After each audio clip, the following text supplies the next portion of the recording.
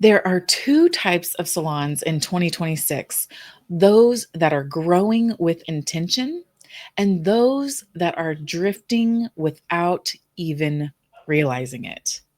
And the hardest truth is this: most, most salons don't crash overnight, they fade slowly, quietly, a little inconsistency here, a little chaos there, a team that never steps into their potential, a culture that's fine but not thriving. And today we're going to give you the 10 questions that determine whether your salon expands or contracts, thrives or survives, elevates or plateaus. These questions are powerful because they don't just change what you do, they change who you are as a leader. And so, if you're listening while you're driving, getting ready, or maybe you're still behind the chair prepping for guests, stay with us because one of these questions might shift the entire direction of your salon. So, let's dive in. Love that. All right. So, question number one has to be: is my salon growing on purpose or drifting by default? Mm. When you think about that, nothing in business stays static. Like you're either gaining momentum or you're losing it. You're rising or you're retreating. You're organizing or you're absorbing chaos. Like drift truly is the silent killer if you think about it, because it looks like that inconsistent client experience. It's the team members doing things their own way. It's that like reactive decision making. It's the peaks followed by the valleys. So growth doesn't happen accidentally, it happens intentionally through systems, leaderships, rhythm, and clarity. So, as you go into 2026, ask yourself, do I run the business or is the business running me? And your answer tells you exactly where to start. I just saw something the other day that said 94% of times when there's a problem, it's actually a system problem. Only 6% of the time, it's a people problem. So I share that to say, like, hey, if your business is running you, it's definitely an opportunity to look at your systems. So good, Jen. I love that. Mm. That brings us to question number two, which is: does my team truly know how to sell, or am I hoping they do? Because most salon owners assume their team should know, but selling, it's not a personality. Selling is truly a process. And if your team has beliefs like, I don't want to be pushy, or clients will say no, I'm not good at selling, it won't matter how many scripts you give them, their behavior will always match their belief. Selling becomes natural when you teach a system that feels aligned. It feels like service. It feels like support. It feels like confidence. It feels like leadership. Because when your team knows how to diagnose, how to recommend, and how to close with love, your revenue becomes predictable instead of accidental. Jen, you were just sharing a story with me about a coaching moment that you had with a service provider on your team where Mhm. you do you want to share that where you talked about the word Yeah. trust and Yeah, it was so yeah, thank you. I get so excited. I definitely want to share that. It was so good because it just happened. So I was yeah. in a growth session with one of our level 5 beauty pros, and we were looking at some numbers, and she actually was is working 20 hours less a month and Mhm, making more money. What? Isn't that always a great day? And it was so mhm, fun to help her see that because she had no idea. mhm, And then the one little thing we did notice is there was a small decline in retail. And so we had a really cool conversation and like, okay, let's talk about like what do you think it could be? Where in the sales process is there some opportunity? And she kept using this word trust. Well, I just want people to trust me. I just want to be trusted. Before I make recommendations, I want them to trust me. And so I was like, okay, well, tell me what the word trust means to you. And she gave me this definition. I said, let's look it up. I think that'll be really powerful. Let's look it up. So we actually looked up where the root word of trust came from. And it was so crazy, you guys. Trust actually comes from the root word meaning to help. I Mhm. said, "What?" Because it was even a great opportunity for me. And I was like, wow, to build trust means you're helping someone. So Mhm. when we don't offer those opportunities of home hair care or skin care, like we're missing the opportunity to help them make their lives better. And you could tell it was so cool. It's like something shifted in her. She's like, wow. She had her own definition of trust that was actually taking away from the guest experience. And when we rewrote that story and looked what trust really meant, which was to help, it's like you could tell she had been expanded. Ah, so incredible, Jen. I just think I love that story so much. I just think Mhm. it's so powerful when you do fully understand what a word means and when you can really help shape someone's belief, Mhm. because if you don't shape that belief, then it remains the same. And, it also reminds me of a newer beauty pro on my team who, on her fourth shift, sold over $350 worth of retail. And I think what's so beautiful about that is she's obviously started going through our $1 million beauty pro program, Mhm. and has had some belief shifts because of it, because she never realized before that selling truly is serving. And like you Mhm. mentioned, Jen, it's creating that trust because you're helping the other person. Like you don't just care if they take stuff home. Like you want to actually give them stuff that works. It's like you would never um, get rid of all the products that you own because you're using them for a reason. Like we need Mhm. to look for those reasons and help serve the people that we see every day. So I love that question number two, is does my team truly know how to sell, or am I hoping they do? Such a great story on that. You said it was her fourth shift? I Wow. know. Not amazing. Wow, so cool. Yeah. Awesome. All right, so let's move on to question number 3. It's why would the next generation of beauty pros choose my salon? It's a great question. It kind of hits Mhm. in the gut in a good way. It's like, because when you think about it, the next generation isn't looking for a job, you guys. Like they're looking for that purpose, that mentorship, that community, that meaning, that identity, that momentum, that growth. They want a place where they feel like they matter, where they're developed, where the culture feels alive. So, as you go into the season, ask yourself, like, what is the experience of working for a company or working for me? What does my salon teach them about who they get to become? Isn't that Mhm. so good? Good reflection question there. Or Mhm. would I choose my own salon if I were graduating beauty school today? Now, if your answer is no, you definitely have an opportunity to do some um, exercises within yourself and see what that could be. Because, like, truly, those answers will reveal exactly where your leadership needs to evolve. Mhm. Um, and Lindsay, I think you were talking about there's someone on your team that was, because freedom is like a word that is thrown around a lot with beauty Mhm. pros. Yeah. Actually, when I was just at the career fair, I asked students like, "What's most important for you?" And they're like, "Oh, we want freedom." And it was so interesting to hear their definition of freedom. And so it was a great conversation. But I know you Mhm. were telling me about somebody on your team Yeah. that. What was that story you told me? I Yeah. can't remember. She left this spring, Mm. and because she was enticed by a salon that doesn't have, you can come and go as you please. You make 50% commission. Um, you can charge whatever you want. You can make up Mm. your own pricing. Um, it's basically just a free for all, you know? And, to her, that sounded like freedom. Mhm. And, I think what's so interesting about that is, she's still connected to a couple people on the team. And at first, it was wonderful. The first 30 days were wonderful. And then it was like, well, I guess we're going into summer. It's slow here because it's slow everywhere because it's summer. And it'll probably get better in the fall. And I don't think it's gotten any better. And I think, she was allured by the thought of freedom. Mhm. But to us, I think as salon owners, we need to change that conversation about what true freedom Mhm. actually is to our team.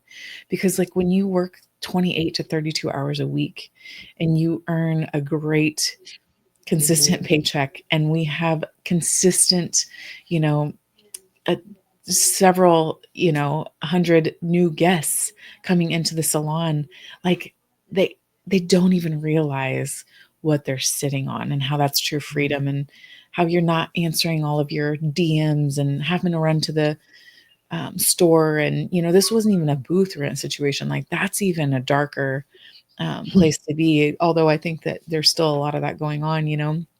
I think, when you really start to think about, like, why would the next generation of beauty pros choose my salon? That question that you asked, Jen. Mhm. I think when you get crystal clear on that, you are truly creating freedom for people. Like the Mhm. salons that we work with inside of Salon Business School, they are creating the most freedom. Because, like, when you have downtime, you can actually go to the beach because you got money to go on a vacation and not be answering your DMs, and do some, live your best life. So we truly Mhm. are creating freedom. It's just having those conversations with people. Mhm. So good. Oh, that's so good. Mhm. Awesome. All right. So we'll move to question number 4. It's, is my client experience built for a 2026 client or a 2018 client? Because we've done a lot of research and we know that clients now expect that personalization, that expertise, that speed and convenience, that hospitality, that emotional connection, that consistency. Mhm. Like, your service, you guys, can't just be good anymore. It must be predictably excellent. People don't just buy hair or beauty services, they buy the way you make them feel. They buy the identity that you help them step into, and they buy the experience of being cared for. If your experience isn't evolving, your retention will show you. That is so true. It will definitely show you. And that leads us to question number 5, which is my pricing emotional or strategic? Because kind of like we just talked about the freedom, Mhm. that wasn't actually freedom of making up whatever you want. Our pricing shouldn't be based on fear, shouldn't be based on comparison or what feels fair. Pricing should be based on profitability, local demographics, the amount of education that you invest in, your growth margins, your cost per hour, that guest demand, and really the experience value that you're delivering to the guests that you serve. And if your pricing only covers bills, you'll always feel behind. But if your pricing fuels expansion, you'll always feel empowered, because pricing is not a number. It's truly a leadership position. And I think, truly, one of the stories that got back, that was just talked about, with the service provider who went somewhere else, was just how she felt like she was losing some clients. And I think that a lot of it is like when you make up pricing, when there's no real thought process behind it. They don't have, all the 9-step sales process and all of the systems to support their growth and to support their freedom. So when you just make up pricing, you don't even know that it's going to work with your local demographics. We work with salon owners all the time when we implement a new pricing strategy into their salon. Sometimes they're scared at first. We've had some people who've made pretty large jumps, but like when you Mhm. have the systems to support it, when you understand your numbers and when you understand your local demographics, like, you're not making it up. And to Mhm. see them grow, I know we found, I believe it was $36,000 a month for one salon owner, just by right sizing her pricing. And that means they didn't change a single thing. And it was just getting it right, and getting it fair, and it wasn't emotional. It was all strategy backed by real things that work. Mhm. I remember that story. She's like, "What am I supposed to do with this extra $36,000 a month?" We're like, We got some options. We got some opportunities." And so it was a really fun day. Yeah. All right. So let's move to question 6. It's, am I tracking the metrics that matter or drowning in ones that do not? Mm. Listen, you guys, you don't need 20 KPIs. KPIs are key performance indicators. Like you just need the right three. So there's something we like to talk about in Salon Business School called the PAR, PAR. So PAR stands for stands for pre-booking, which is also tied to client retention. R stands for a retail percentage, and A stands for average ticket. And so when you track the right numbers, you gain clarity. And when you gain clarity, you can coach. And when you coach, you can transform. And consistency comes from visibility.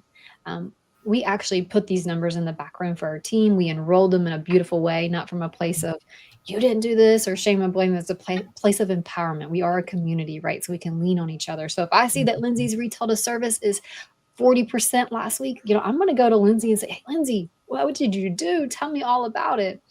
And we did have one service or beauty pro on our team. Her retail to service was low one week, and she came back to the back and she saw it. She said, oh my gosh, call the police.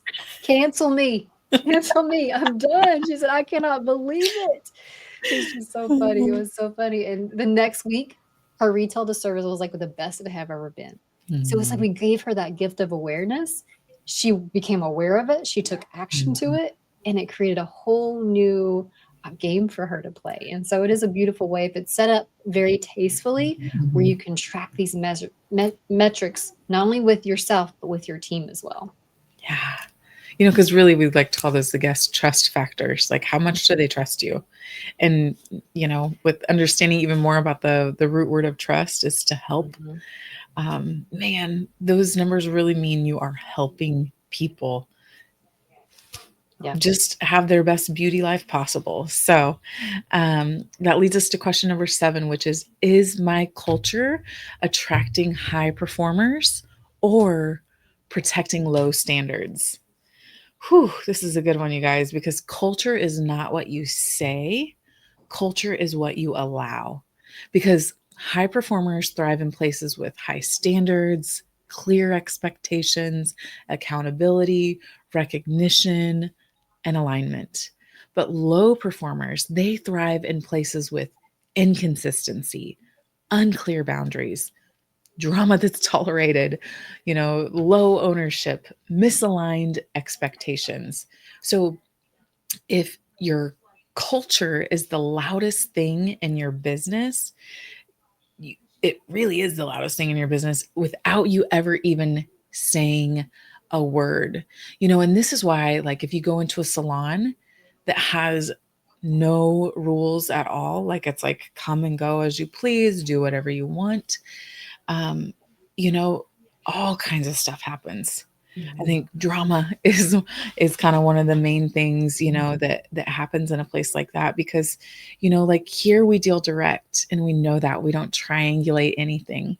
And so if somebody were to come to me, and say, hey, I heard such and such about somebody else.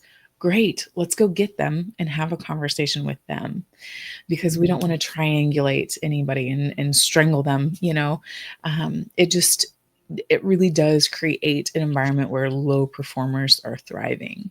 And so that's why, like, hey, having those agreements to win, we don't have to be a dictatorship where we're like,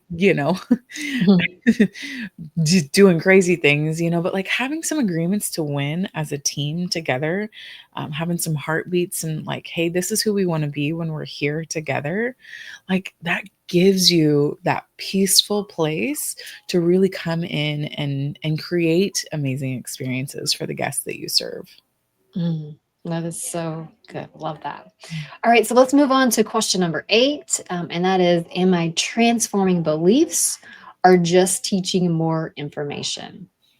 When you think about it, most owners try to fix performance with more training and more videos, more talking, more scripts, more you should do this, right? But information without a belief shift becomes overload. Like your stylists don't always need more knowledge. They need a new identity, new confidence, new language, new internal stories. Transformation doesn't happen when you teach more. Transformation happens when you like shift the belief that's blocking the behavior. This is why most trainings don't stick. Like it never touches the belief.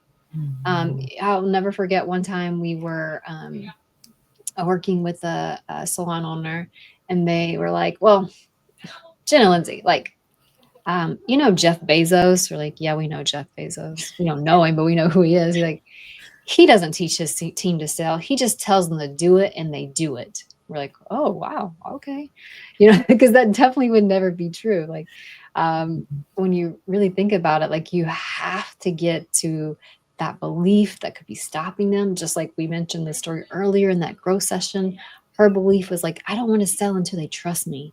But what she didn't realize is that she trust meant to help. So to Mhm. get that trust, she had to help them. And so, do you remember that, Lindsay, I when the do, yeah. coaches, Jeff Yep, Bezos?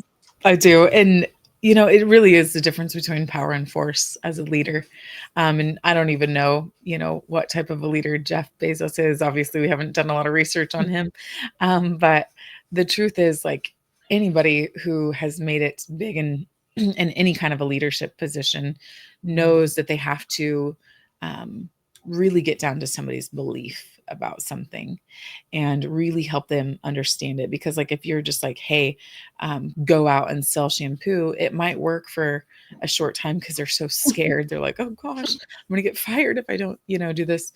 But like when you help them understand and have that transformation, like you did for your beauty pro and your team, like that's going to serve her and her guests for Mhm, years to come. When she really sees, like, hey, if I want people to trust me more, I just have to help them more. mhm. And like selling, people are going to buy stuff. They're going to buy stuff from a 19-year-old on TikTok. They might as well buy it from you who truly cares and who truly wants them to win. I'm not saying that 19-year-old on TikTok doesn't, I'm just saying like she has no problem getting on and being like, hey, this is what we got to sell today on her little live, But if you could say like, hey, tell me about like do you feel confident curling your hair at home? They're like, no, I actually don't. Well, here, let me walk you through it step by step. Tell me about what you're using. And they're like, well, actually, I air dry my hair. Well, then hey, that can be a red flag that hair might be feeling lethargic from water staying down to by the disulfide bond. You might know all of these things, but if you don't share that with your guests, if you're not asking them questions, and if you're not truly trying to help them, like that's when sales becomes natural. That's when they're like, yes, I'll take everything that you used on me, and because they can see, okay, wow, she's not just trying to sell me something. She really understands what's going on. So I love that so much. And I think a true leader does lead from that position for sure, Jen, which leads Mhm. us into question number 9, which is what could be what could be systemized or automated to give me back 10 hours this week. Your time is the highest value asset in the salon. So you should not be the only one doing everything. You should be the one leading everything.